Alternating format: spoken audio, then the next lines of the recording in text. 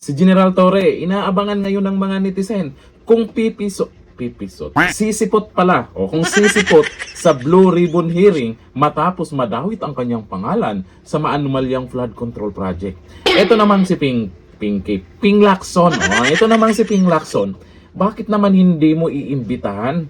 Sasabihin kung pwedeng darating or kung ano pa, kung ano yung mga niyaw-yaw mo dyan, pwede namang imbitahin si General Torre para naman marinig yung side niya. Bakit nabanggit yung pangalan niya? Anong meron? Ano yung ginagawa ni Torre noon? O eto, panoorin po natin. Ang magaling na senador na si Ping Lacson. Kasi itutuloy daw nila ngayon yung Blue Ribbon Hearing. Ang inaabangan lang naman natin dito, lalo na ako, si General Torre, para naman marinig yung side niya. Sisipot kaya siya. O eto, sabi ni Ping Lacson. Yung anong papel ni Nick Torre? Yun ang talaga hanggang ngayon. Maski si Yusek Bernardo. Alam mo, welcome si MMDA General Manager ngayon, Nick Torre, na mag-attend sa Monday maski walang invitation.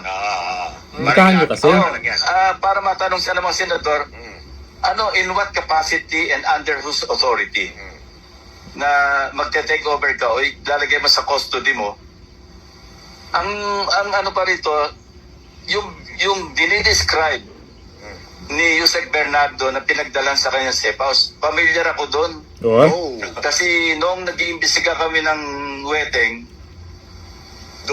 yun din yung safe house na doon medyo nakakumpareha besa sa description pati yung lugar. Naku, laglaga na to. Doon namin doon nag-safe house si Sandra Cam, si Boy Mayor, nung nag-iimbestiga kami ng wedding controversy. Kaya sabi ko maraming misteryo na dapat itugma-tugma kasi very interesting actually. Was it a request, Senator Ping, o was it a command na dapat siyang sumailalim sa kustodiya po ni General Torre? Sino po nag-request ba? Hindi. Kailangan alamin.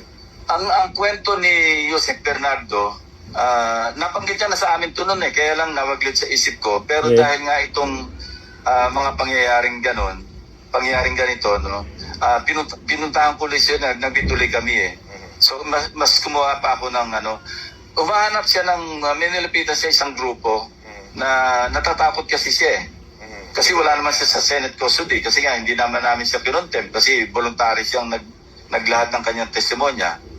So naghahanap siya ng parang safe na sanctuary.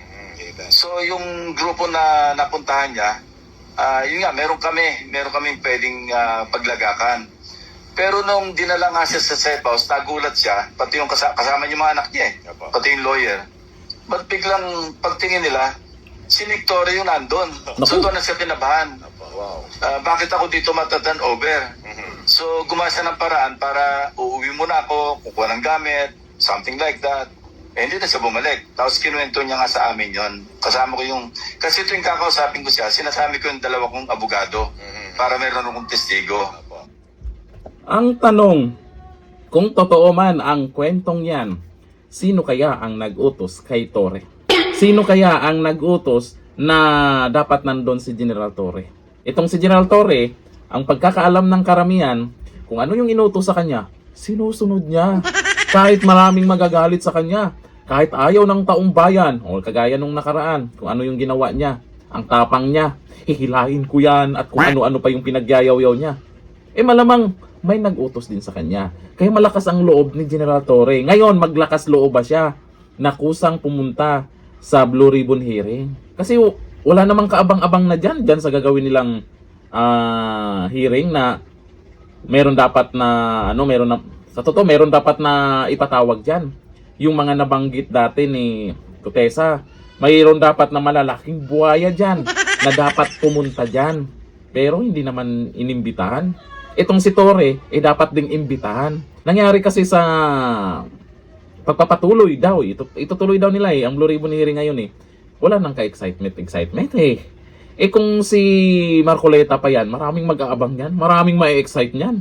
Kasi open na open si Senator Marcoleta na ilabas ang katotohanan dyan. Walang pinipigilang magsalita dyan. Kung sino yung dapat ipapatawag na dyan. Eh yung ngayon kasi, may iba dyan na dapat ipatawag. Wala eh. Anong gagawin nila sa Blue Ribbon Hearing? Bakit nahinto netong nakaraan? Dahil may ICI. O ngayon, anyari sa ICI?